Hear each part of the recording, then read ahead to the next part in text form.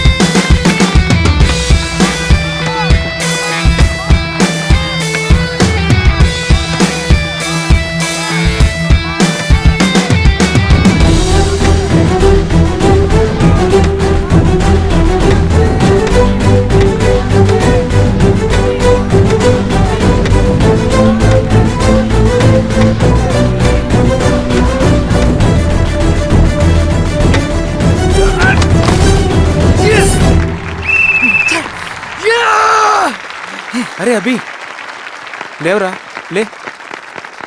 Congratulation. Thank you sir. Ravi, congratulations.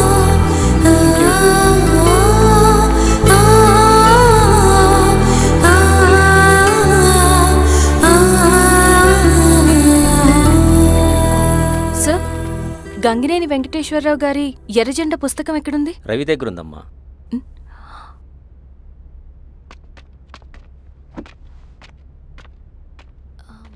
Ravi, మీకు ఈ books అంటే ఇష్టమా? అవును, నీకు కూడానా? నేను ఇప్పుడిప్పుడే చదువుతున్నా. సైలెన్స్. క్యాంటీన్కి వెళ్ళి మాట్లాడుకుందామా? ఓకే. అక్క కాఫీ.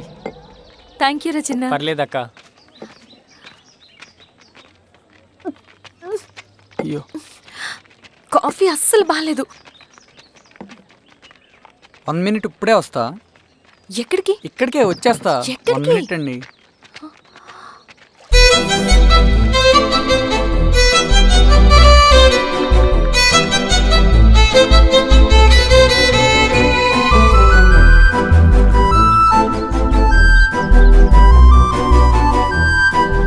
ఒకసారి ఈ కాఫీ టేస్ట్ చేయండి.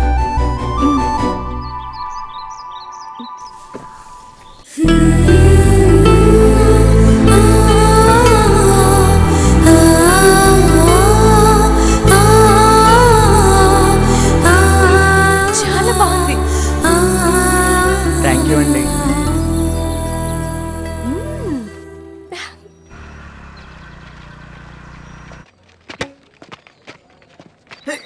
Wow sir. ఇట్రా రవి.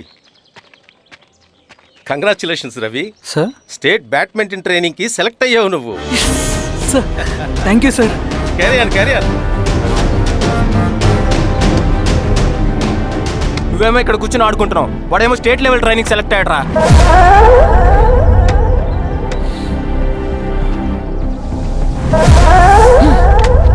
అరే, మొత్తానికి నువ్వు అనుకున్నది సాధించావురా.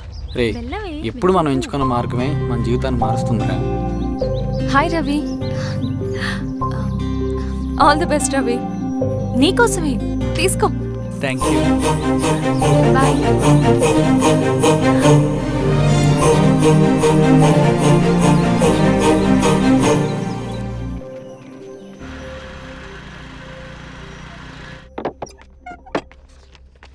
సార్, రమ్మన్నారంట.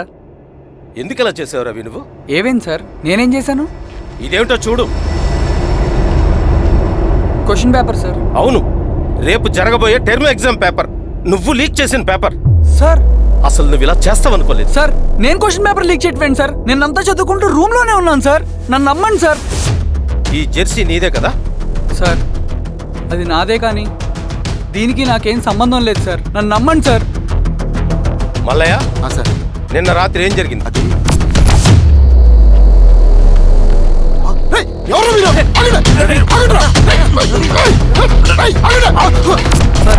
అతను అబద్ధం చెప్తున్నాడు సార్. నాకేం తెలియదు సార్. నేను దొంగతనం చేయలేదు సార్. నన్ను నమ్మండి. ఐఎమ్ వెరీ సారీ రవి, నేనేం చేయలేను. తప్పు నువ్వే చేసావని అన్నీ నీ వైపే ఉన్నాయి. నిన్ను రెస్టికేట్ చేయడం తప్ప నాకు వేరే ఆప్షన్ లేదు. సార్ అంత పని చేయమాకండి సార్. నా లైఫ్ పోతుంది సార్. ఇండియా తరపున బ్యాడ్మింటన్ ఆడాలన్నది నా డ్రీమ్ సార్. నన్ను నమ్మండి సార్.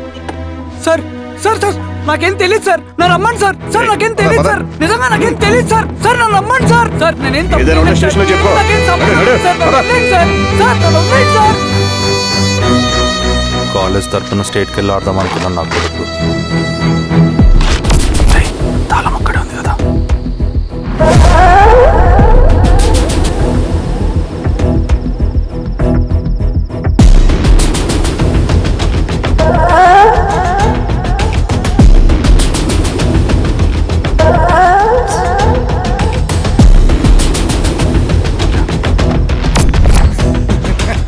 రేపు జైల్లో ఆడుకుంటారా బ్యాడ్మింటన్?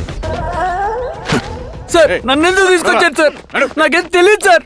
సార్, ఈడే సార్ పేపర్ లీక్ చేసింది. నేను చేయలేదు సార్. అవును సార్. నిజంగా పక్కన నేను కూర్చోబెట్టండి. చేయలేదు సార్. సార్ సార్ నిజం సార్. కూర్చోరా. సార్ రేయ్, నీ తరపున ఎవరు లేరా? వచ్చి ఫోన్ చేసుకో త్వరగా.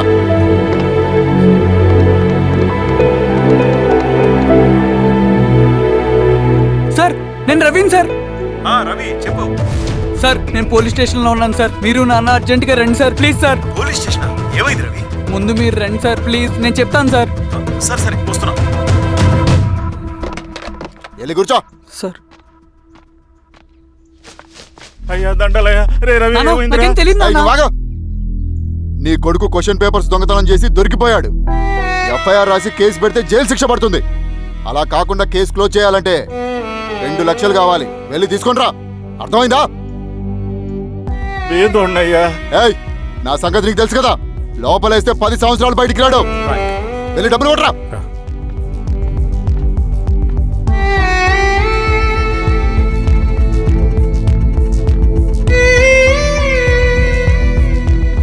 దండలయ్యా.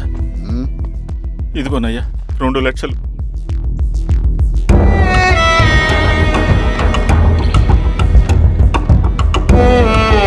రేయ్, ఆయన పంపించండి రా. ఎలా పదరా. నిజంగా దీనికి నాకేం సంబంధం లేదు నాన్న. త్వరగా ఉండండి రా.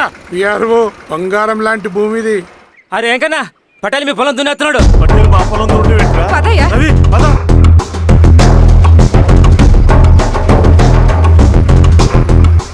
ఏయ్, కానీ ఏంట్రా? అయ్యా పటేల్ అయ్యా. మా పొలంలో మీరు దున్నుతున్నారండి. ఏయ్, నా పొలంలో నేను దున్నకుంటే వాడు దున్నుతాడారా? ఇది అన్యాయం అయ్యా. ఏయ్, ఏంద్రా అన్యాయము? పొలం అమ్మినావు కదా, కొనుక్కున్న పొలంలో దున్నుతుంటే అన్యాయం అంటారేంట్రా? ఏ విఆర్ఓ ఆ పేపర్లు చూడరా. మంచిగా చూసుకుంటారా. పొలం అమ్మేవా నాన్న? అమ్మలేదురా, తాకట్టు పెట్టా. ఏయ్, తాకట్టు కాదురా, నువ్వమ్మావు, నేను కొన్నాను. నేను అమ్మలేదయ్యా. వీడు నా దగ్గర 2 లక్షలు తీసుకొని ఈ పొలం అమ్మాడు. 2 లక్షలా? ఎందుకు? మీ వాడు చేసిన నిర్వాకం వల్ల చదువుకోరా అని కాలేజీకి పంపితే ఆడుతూ పాడుతూ ఎగ్జామ్ ఫెయిల్ అవుతాడని తెలిసి ఆ పేపర్ లీక్ చేశాడు వీడు. ఏంటయ్యా ఇది? పోలీస్ కేసు అవుతుందని తెలిసి వీడు నా దగ్గరకు వచ్చి 2 లక్షలు తీసుకుపోయి వాడిని బయటికి వినిపించిండు. ఏం రా, అంతేనా కదా? ఇది అన్యాయం అయ్యా. నేను అమ్మలేదయ్యా. నేను అమ్మలేదయ్యా. అవి దొంగ కాగితాలయ్యా. ఏం తమాషా చూస్తుండ్రా? పని చేసుకోకండి. ఇవి దొంగ కాగితాలయ్యా. నన్ను నమ్మండయ్యా. నేను నమ్మయ్యా. ఏయ్, దొంగ పేపర్ అవును. చాలా కొడతా. పదండ్రా. నేను అమ్మలేదే. వాళ్ళు మళ్ళీ మోసం చేశారు. వాళ్ళు మరింత మోసం చేశారు. వాళ్ళు మోసం. నాన్న నాన్న నాన్న నాన్న నాన్న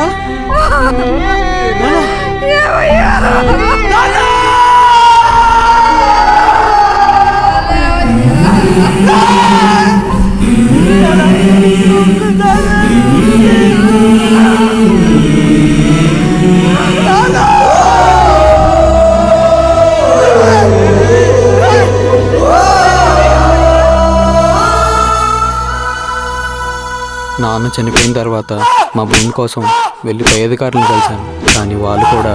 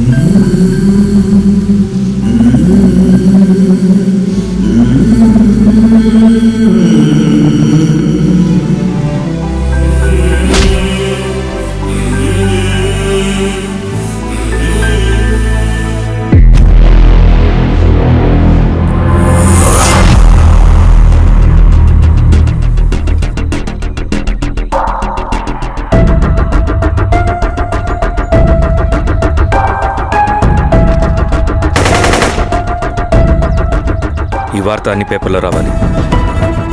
ఈ లెటర్ బాధితుడికి అందించండి. లాల్ సలాం. లాల్ సలాం.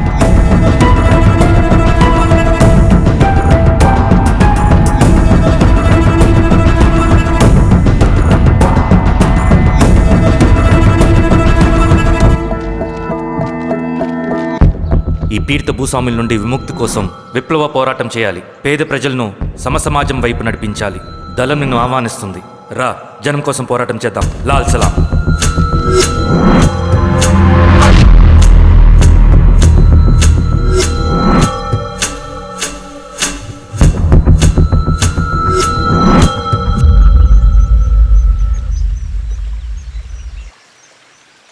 నాకు పట్టిన గతి ఇంకెవ్వరికీ పట్టకూడదని ఉద్యమంలోకి వచ్చాను.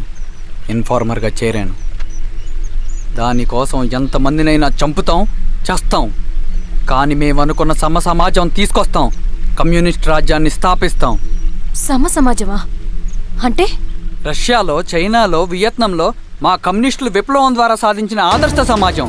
Lenin, Stalin, Mao, Che Guevara, Fidel Castro సృష్టించిన కులాలు, మతాలు, వర్గాలు, వర్ణాలు లేని ఒక సామ్యవాద స్వర్గం. అదే మేము కలలుగనేది. దానికోసమే మేము పోరాడేది. నాకు తెలిసి నాజీ పార్టీలో గోబెల్స్ తర్వాత అంత ప్రొపగాండా మీ కమ్యూనిస్టులు తప్ప ఈ ప్రపంచంలో ఎవ్వరూ చేసుండరు. ఉక్కు మనిషి స్టాలిన్, మానవీయుడు మావో, ఎర్ర జెండా వెలుగు ఇలాంటి కమ్యూనిస్టు పుస్తకాలు చదివితే ప్రపంచవ్యాప్తంగా కమ్యూనిస్టులు సాగించిన మారణ హోమాల గురించి నీకు తెలీదు రవి. స్టాలిన్ మొత్తం ఎంతమందిని చంపాడో తెలుసా? 2 కోట్ల మందిని. మనుషుల్ని చంపడంలో హిట్లర్నే మించిపోయాడు. చాలా మందిని సైబీరియన్ లేబర్ క్యాంపులకు పంపి దారుణంగా హింసించి మరీ చంపేశాడు. 2వ ప్రపంచ యుద్ధంలో బెర్లిన్ని ఆక్రమించిన రష్యన్ సైనికులు 8 ఏళ్ల నుండి 80 ఏళ్ల వయసులో కంటికి కనపడిన ఏ స్త్రీని వదలకుండా సామూహిక మానభంగం చేశారు. అది కూడా మీ కమ్యూనిస్ట్ దేవుడు స్టాలిన్ హయాంలోనే జరిగింది. ఇక మీ మావోయిస్టుల భగవంతుడు China chairman Mao Zedong great leap forwarded cultural రెవల్యూషన్ల పేరుతో 14 నుంచి 20 మిలియన్ల ప్రాణాలని పొట్టన పెట్టుకున్న మహానుభావుడు. ఇది మీ కమ్యూనిస్ట్ దేవుళ్ళు రాసిన రక్త చరిత్ర. ఆ దేశాలలో పేపర్లు ఉండవు, టీవీలు ఉండవు, స్వతంత్రమే ఉండదు. 1962లో చైనా మన దేశం మీదకి దాడి చేసి భూభాగాన్ని ఆక్రమించినప్పుడు ఒక్కరు కూడా నోరు మెదపలేదు.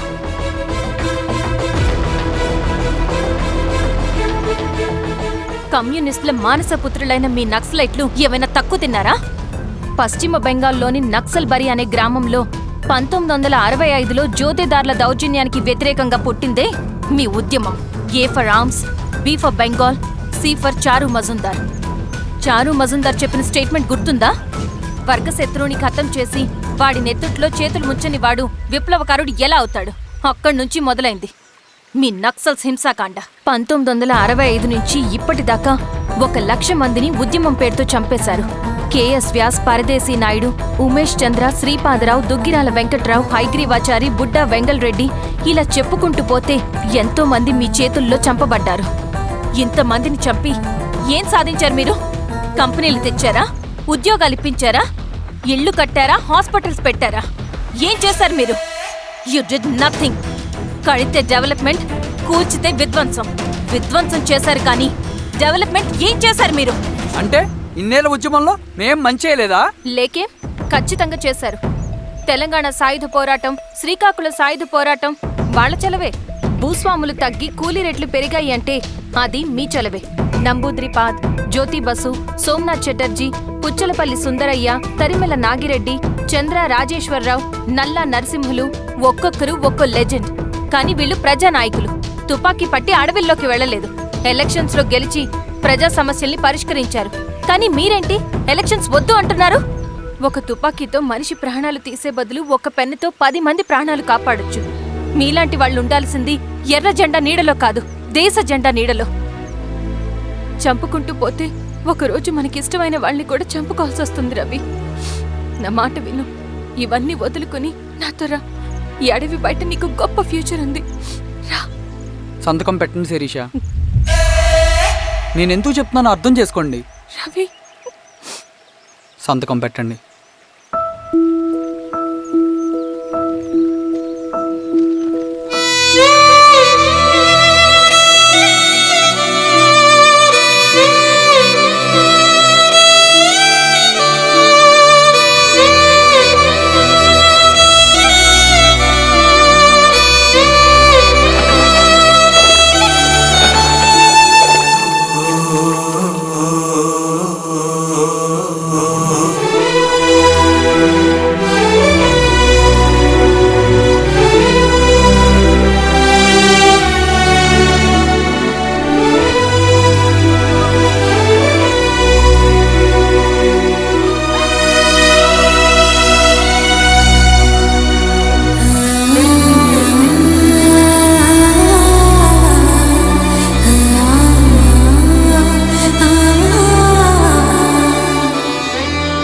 శిరీషమ్మ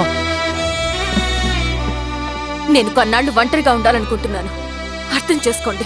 అది కాదమ్మా. స్వామి, నేను నీకు కబురు పెడతాను. అమ్మా అమ్మా హ్మ్.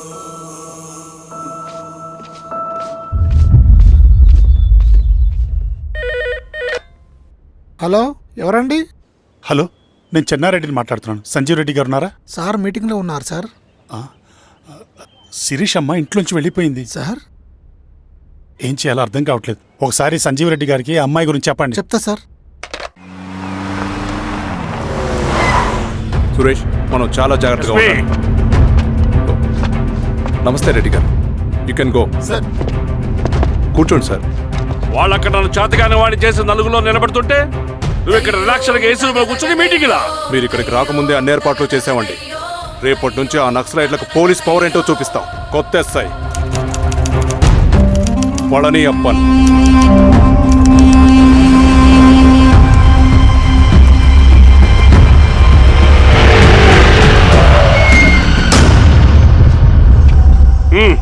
ఏదోటి చేయండి త్వరగా.